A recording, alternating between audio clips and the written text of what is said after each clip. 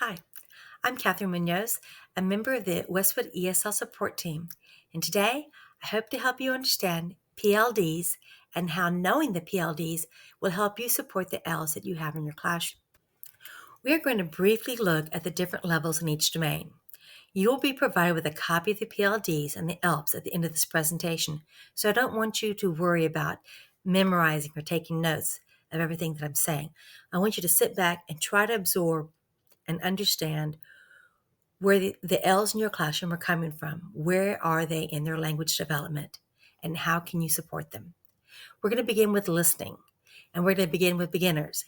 And if you'll notice that in beginners, there is a recurring theme. The recurring theme is they don't know English. They have little to no ability to understand the spoken English language, either academically or socially. They are in the process of trying to listen intently to distinguish the different words that you're saying, and then trying to translate those either on their head or in a translator. And they're going to be struggling with that.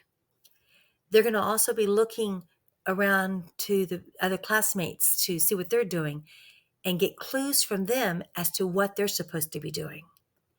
These students will not be raising their hand and say, Mr. Jones, I don't know what you're talking about. When they fail to understand, they're just going to clam up. They're going to sit back and remain silent. So in order for them to understand, we're going to have to intentionally modify your presentations when you're speaking. For example, if you want the class to turn to page 360 in the textbook, you're going to write 360 on the board, and you're going to open up the text. You're going to act like you're opening up a textbook. You're going to mime it and say, open your textbook to page 360. Even though you are scaffolding for your L's, remember, they still need to master the content that you want them to learn. You may just have to scale it down to a size that's manageable for them and scaffold it so that they can understand it.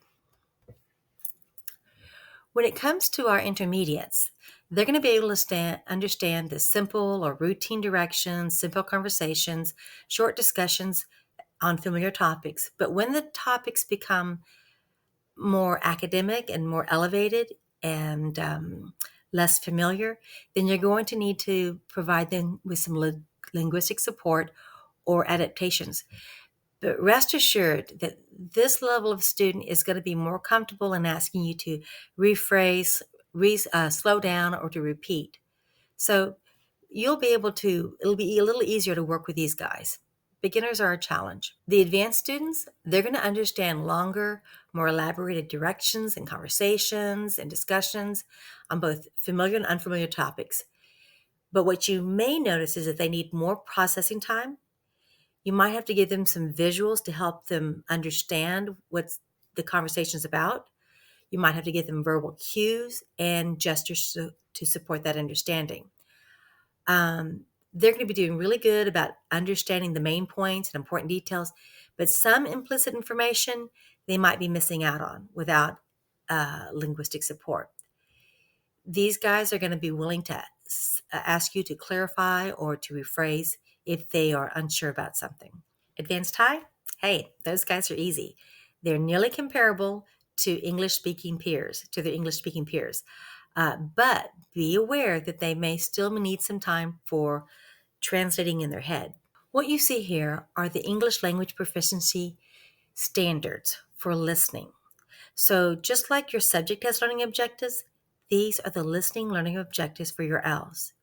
It's going to take intentional planning on your part to include opportunities for L's to practice listening in English in your class.